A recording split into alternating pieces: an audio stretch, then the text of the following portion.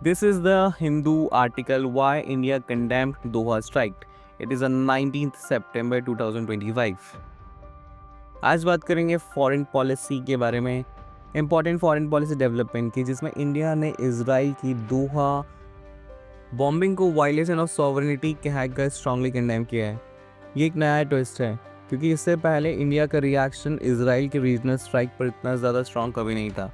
तो ये सवाल है, क्या इंडिया का वेस्ट एशिया पर स्टैंड चेंज हो रहा है या फिर ये सिर्फ एक कतर के साथ इंडिया के खास रिश्तों की वजह से है। चलिए डिटेल में समझते हैं। 9 सितंबर को इजराइल डिफेंस फोर्सेस ने दोहा में एक घर पर एयर स्ट्राइक किया।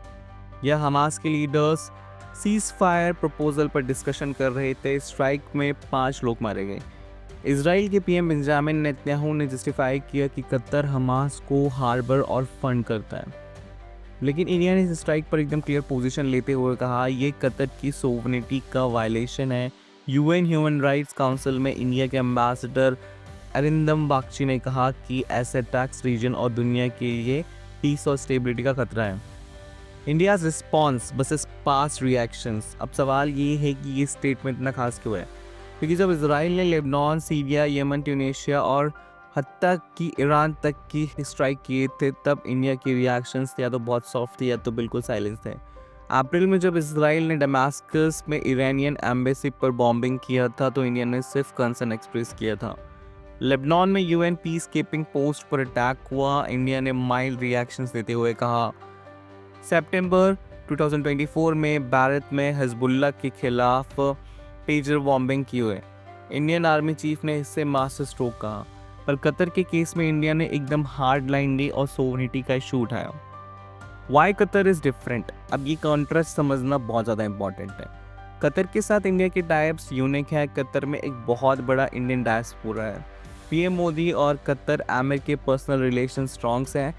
कतर इंडिया का major LNG liquefied natural gas supplier है। एनर्जी सिक्योरिटी के लिए काफ़ी ज़्यादा क्रूशियल है। इसलिए फॉरेन पॉलिसी एक्सपर्ट जैसे कि नवदीप सूरी और तलमिस अहमद का कहना है कि ये ज़्यादा प्रिंसिपल्स की बात नहीं है, बल्कि ये ट्रांजैक्शनल डिप्लोमेसी है। मतलब ये कि देश के साथ रिलेशन ज़्यादा इम्पॉर्टेंट है, उसके केस में इंडिया की रिएक्शन बहुत ज़्यादा शार्प होगी। Geopolitical implications. इस स्ट्राइक का एक बड़ा जियोपॉलिटिकल मैसेज भी है। इजराइल ने इनडायरेक्टली गल्फ कंट्रीज को वार्निंग दी है कि कोई भी अरब या जीसीसी कंट्री उनके टारगेट जोन से बाहर नहीं है। और सबसे बड़ी बात, गल्फ कंट्रीज जो सिक्योरिटी के लिए यूएसए पर डिपेंड करते हैं, उन्हें ये सब रियलाइज़ हो गया कि अमेरिका अब उनका रिलायबल गारंटर नहीं रहा है। इसी वजह से गल्फ कॉर्पोरेशन काउंसिल ने एक नया इमरजेंसी सेशन में जॉइंट डिफेंस मैकेनिज्म बनाने की बात की है। Impacts on India West Asia policy. India के लिए इसका मतलब ये है कि उसकी वेस्ट एशिया पॉलिसी को बैलेंस करना और ज़्यादा मुश्किल होगा। एक तरफ इंडिया का इजराइल के साथ स्ट्रॉन्ग स्ट्रैटेजिक पार्टनरशिप है डिफेंस और टेक्नोलॉजी और डिप्लोमेसी को लेकर। दूसरी तरफ gulf countries energy supply, diaspora, trade के लिए क्रूशियल हैं। इंडिया की गाजा पर साइलेंस, जहां अब तक 65,000 लोग मार जा चुके हैं, इंक्लूडिंग 20,000 बच्चे, और अरब वर्ल्ड के साथ रिलेशंस को स्ट्रेन कर रही है। लेकिन कुछ सिग्नल चेंज भी है। अगस्त 27 को इंडिया ने सिविलियन और जर्नलिस्ट की किलिंग पर रिग्रेट एक्सप्रेस किया था। 12 सितंबर को इंडिया ने यूएनजीए में पैलेस्टाइन के 2 स्टेट सॉल्यूशन को पक्ष में वोट दिया। ये दिखाते हैं कि इंडिया अपने स्टैंड को एडजस्ट कर रहा है और दोनों तरफ के रिलेशंस को मैनेज कर सकता है।